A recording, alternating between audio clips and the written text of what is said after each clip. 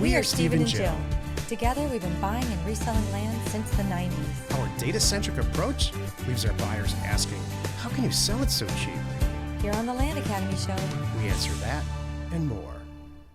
Steve and Jill here. hello. Welcome to the Land Academy Show, entertaining land investment talk. I'm Stephen Jack Butella. And I'm Jill DeWitt, broadcasting from the Valley of the Sun.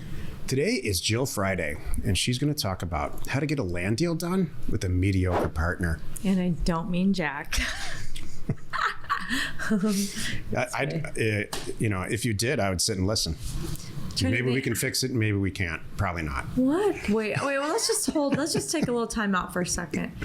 I'm trying to think of, I'm going to try to think of one way that I'm mediocre, and you try to think of one way that you think you're mediocre, and we're going to present them, and then we'll see if we agree or not, okay? Yep. So let me think about this here. It's kind of hard for me to come up with one. Just kidding.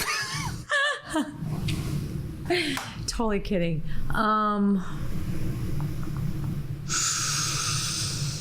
Mediocre.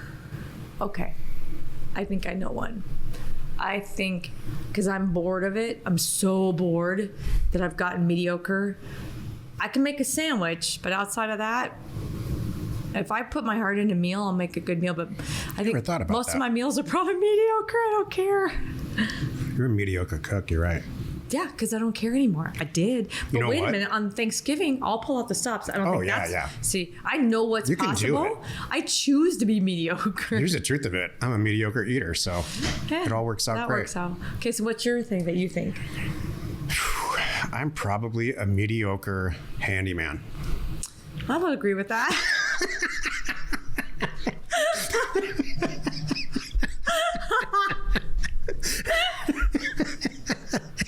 You're so good at data, baby. Stick to data. I'm sorry. I was gonna build you up here, but I have to agree with that one. So, isn't it funny when you just self-describe anything? Everyone can handle it, but if someone walks up to you and says, "You know what? I've been meaning to tell you, you're a mediocre handyman." It's like, what? Yeah. What are you talking about? I changed the light bulb 3 weeks ago and it went great. Yeah. Yeah, that's good. The truth is, I can't change light bulbs in our house because no one can reach them, and I'm not going to go buy a ladder. So we have to go call somebody. Yeah, exactly. We have like a couple of handymen on retainer. Even if I bought a ladder, it would be like 4-story ladder, so I'm just not going to do it. Yeah. That's good. And Jill's accepted that. Oh, yeah. I'm fine with that. Because you're so good at data, baby. And research and a lot of other things. We'll leave it at that. All right, thank you. I had to get that out of the way. I thought that was important. We needed to share. Okay. Yeah, that could have gone way different. Yeah. What if we just announced to the world that we were all mediocre at things that really matter in an interpersonal relationship? No, we won't share anymore. Let's move on. Before we get into it, let's take a question posted by one of our members on the landinvestors.com online community. It's free. Back in the day, it was nearly impossible to find land without a mailing address like 123 Main Street. To solve this, Jill and I created parcelfact.com. You can find any property in the country, just about any property, by using the state, the county, and the assessor's parcel number, which all properties have, because that's how counties send out real estate taxes. Check out parcelfact.com. We spent a ton of time, money, and energy to create it and make it what it is today. It's awesome. Thank you. Ty wrote, I just received a call from a potential seller. They have 3 parcels with separate APNs in... Do you want me to say the state? Sure. Okay. In California. I sent them 3 letters. They want to sell 2 and keep the 3rd. All right. Someone told them that was not possible. What the heck? Go for it, Jill. This is my Jill Friday. gosh. Let it out. What the heck? Why would maybe because they're all on one deed? That's stupid. All three are sorry. All three are relatively large parcels. 33 acres, 43 acres, and 50 acres. And there's other smaller properties in the area. Good access. This road runs along through all the properties. Am I missing something? No. You're right. No, your seller is. It's like, oh, you bought these 3 cars at the same time. You can't break them up like that. You got to sell them. You bought a pair of earrings. You can't sell just one. I mean, that's just No, Ty. So I don't want you to be intimidated. I'm so glad you asked this question, and on behalf of everyone, because new people questions are. This is the place to ask and talk about it. Here's how it works. Jill and I one time bought 1,200 properties on one deed, one single deed. It took 2 reams of paper from a county, and we walked out of there. And then we proceeded to sell them individually by deeding each of them out as we sold them on the internet. That's a lot of years ago. That was the deal that I prompted Jill to actually quit her job, by the way. I said, look at this now. We paid, I need your help. We literally paid $11 a lot for all these properties, and we sold them for $400 or $500 each. Yeah. So do the math on that. Anyway, and I needed Jill to, that was the day we really joined forces. I mean, anyway, my point is, if somebody's got a deed with 3 properties on it and it's in the same county, that's the key. Then you can peel it off. If these are properties like 2 are in one county and one's in, you can still sell them all separately. Yeah, it just doesn't matter. It's a different level of paperwork. That's it. That's it. You could always sell properties individually if they have a separate APN. That's the key. Exactly, and you just said that, so you're good. I did. No, he just said that. Today's Jill Friday. She's going to talk about how to get a land deal done with a mediocre partner. This is the meat of the show. I have 2 examples of mediocre partner. One was a partner that made a bad decision. He paid too much for property. I didn't catch it. And we hung on for that property way too long. I mean, it's like throwing me the keys and saying, oops, sorry, I'll be over here. I made a mistake and it's your money, right? So that can happen. I don't like it, obviously, and I didn't catch it. And so did I make some changes on that afterwards? Heck yeah. So, the problem with the partner, I called him a mediocre partner, was, he didn't do enough due diligence before it got to me. I trust you. I trust that you're going to present a deal to me that if I don't want to do it, you're going to call your grandma right now and say, Grandma, how much money you got in the bank? We should be doing this deal because you love it and did everything you could. And I don't think this person did that. And that's why I'm labeling him as mediocre. He was just kind of, let's just see if Jill likes it kind of thing. And that's not what really hate should that be coming attitude. to me. Right. If you have 5 deals and you're like, these 4 are fantastic, I'm going to go do all these. This one, I'm not so sure about it. Let's throw it to Jill. Yeah, exactly. Let's just and throw she a bone. signs off, then great. Yeah, if she doesn't, she does. She does, she doesn't. Whatever. I'm not going to do anything. Right. It's their problem. Exactly. Now, my other one was really kind of even funnier, that it was not the property necessarily. It was the manager of the property, aka my partner, who was mediocre, who then in turn hired a additional problem broker because they obviously connected. I don't know. I don't know what it is. Connect that sometimes. Can happen. Exactly. I don't know much about it and you don't know much about it, so we should do this. That's great. And then it went a step further. Then the broker found an even weirder buyer who was, it all spelled slimy in the end. They're all lying. So we bought the property with this partner. I'm gonna take the high road here, please. I'm just gonna say we weren't a good fit for each other, and that's okay. But the deal was good, right? Initially the deal was good. The broker started off okay. Then, it wasn't really me dealing with them. I was unfortunately my transaction coordinator and the manager.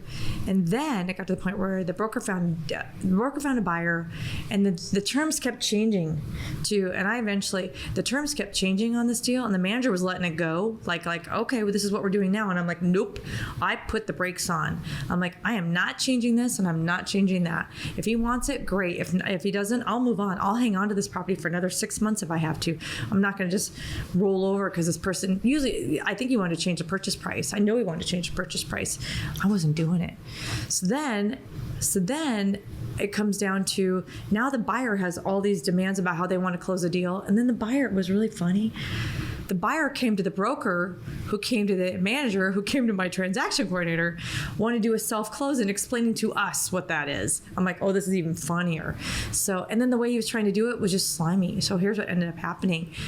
My head lead transaction coordinator, she put her foot on the brakes and said, I'm not feeling it. This is not how we're doing it. So she got with the we just remove the manager because he was a mediocre, not helping out at all individual. So she got with the broker and said, we're doing it different. We're doing it my way. We are not going to do a close like that. We ended up going through an attorney to make sure somebody else was handling the money and overseeing everything. And then everybody gets paid.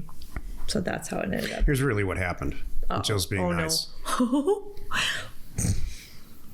Somewhere along the line, first of all, Jill should never know that much about a deal. Correct. So we have hundreds of deals going on. And she could never give you that level of detail on the vast majority, if not all the other deals. Correct. She knows a lot about it because this manager, Mediocre, is the nicest way I could describe this manager. In fact, if I have my way when this episode's done and we turn the cameras off and stuff, we're going to decide whether or not he's going to be a member anymore. Because on top of that, he was an ass to Jill. That's true. And so that's why I know about this deal, because she comes to me and says, this is what's going on. What really happened in this transaction, in my opinion, is that it was for sale for a long time, way too long. It was a great piece of property. I immediately signed off on it. It was an agricultural piece of property, which we all know. If you're in the group, you know how much we love those on the Thursday call. And it was grossly underpriced on the acquisition and grossly underpriced for sale. And so along the way, somebody came along, found this gem of a property, and all of a sudden the broker and the manager got together in their little huddle because apparently Jill doesn't have the deal experience or the intelligence to buy and sell land the way they do. This is his first deal, by the way. His first deal. Decided to do a really quick close, probably because somebody after them is going to pay a lot more or whatever. And they got together and they just stepped over Jill's face to get a deal done. So she's saying it's mediocre.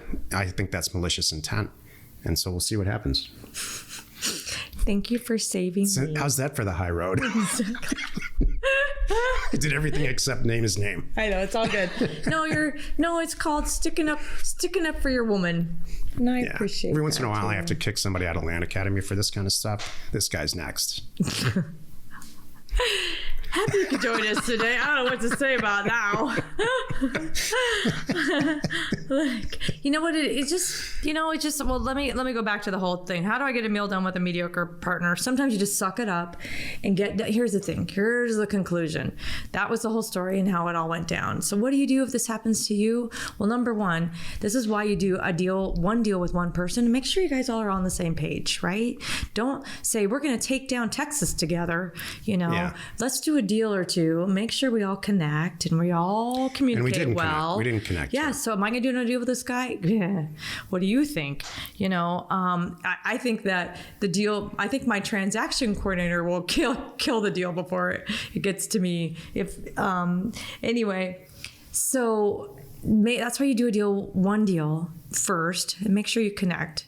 And then number two, if you're in the situation like I was in and you clearly don't connect, I would do my best to get out of it as quickly as possible and as easily as possible. So in the end, I'm not sure that was the right buyer and I'm not sure that was the right price, but you know what?